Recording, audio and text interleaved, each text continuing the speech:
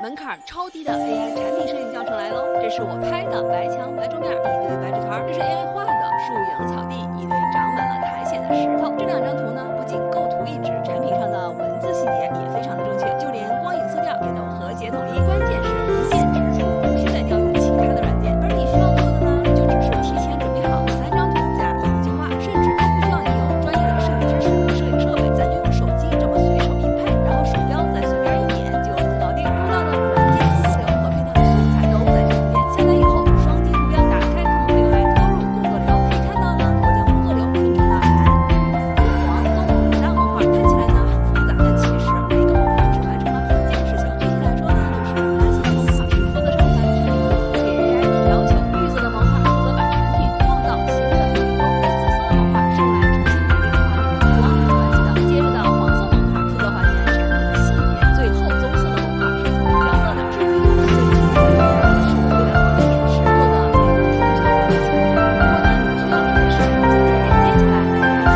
详细的陈列然后光影的我新拍蓝色刚拍的产品图放这里。这张图呢非常重要，它向 AI 传递了2个信息：第一，你的产品长啥样；第二，画面的构图是怎样的。所以呢，就要求这张产品图不仅能够清晰的看出产品的样子，而且最重要的是得在拍摄时就提前的想好了3件事，其中想好的尺寸填这里，想好的图片填这里，想好的画面内容填到对应的框里。比如呢，我想要的是1到2分钟的写实的风格，画面里呢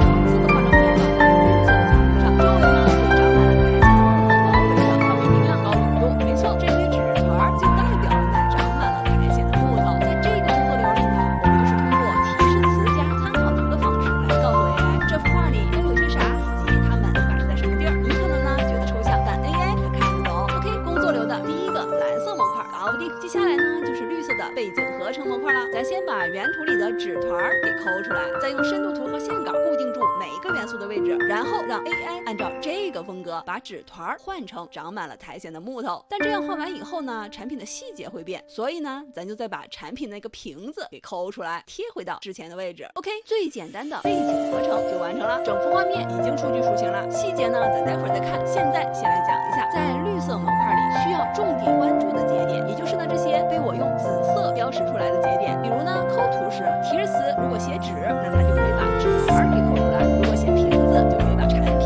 抠出来。这里的阈值大小需要自行调整，数值越大门槛就越高，抠出来的东西就越精确。但是呢凡事它都有个度，阈值设置的太高了，可能啥都抠不出来。所以呢这个图纸没有同阈值，需要你根据自己的画面内容去不断的调试。在背景材质这里呢，需要咱上传一张图给 AI 去参考。传啥图呢？你期望 AI 把这团纸换成什么就传什么图，尺寸随意，但材质的细节得看清。比如呢，我期望 AI 把这纸团画成木头，所以呢我就在这里传了一张长满了苔藓的木头的图形当参考。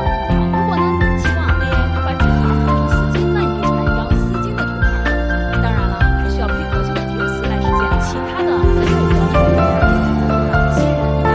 OK， 现在呢我们回过头来再仔细的看一眼刚画出来的这个图。其实呢此时的画面基本上能出来构图、背景、产品的细节、道具的材质全都没问题。但是有一点，它的光影关系不对，这个产品呢看起来像是 P 上去的。所以呢接下来我们就要进入第3个紫色的模块，产品的打光环节。这里唯一需要你做的就是上传一张黑白灰的光影图。比如呢我这里上传的就是一张从左上角打下来的。注意哦，这个图纸一定要跟你上面设置的画面尺寸一样，也就是1080×1920的修图。然后呢其他的参数写给你还是给你。你要是实在手痒的话呢，我也写了线边图可以参考。好，OK，打光前后的效果对比我放在这里了。可以看到呢，打光后做到了光影统一，左上角亮，右下角暗，产品呢与画面融合的也更好了。但同时你会发现产品上的文字细节却丢失了，这在产品摄影中是万万不能接受的。所以呢接下来咱就要继续利用黄色的模块对产品的细节进行复原。用到的方式是高频图层混合，通过这种方式呢可以得到一张既有原图像的细节又有生成图像的光影关系的这么一张图，